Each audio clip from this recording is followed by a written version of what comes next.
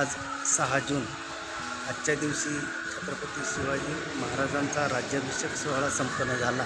त्यानिमित्तानं धर्मक्रांती लाईव्ह मीडियाचे डायरेक्टर दीपकदादा भालेराव यांच्या शुभ हस्ते शिवछत्रपती शिवाजी महाराजांच्या प्रतिमेचं पूजन करून त्यांना व त्यांच्या कार्याला मानाचा मुजरा करण्यात येतोय.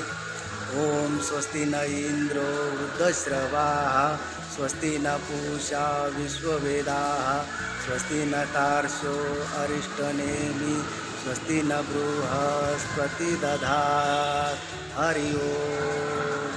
छत्रपती शिवाजी महाराज की जय. नमस्कार, जय शिवराय.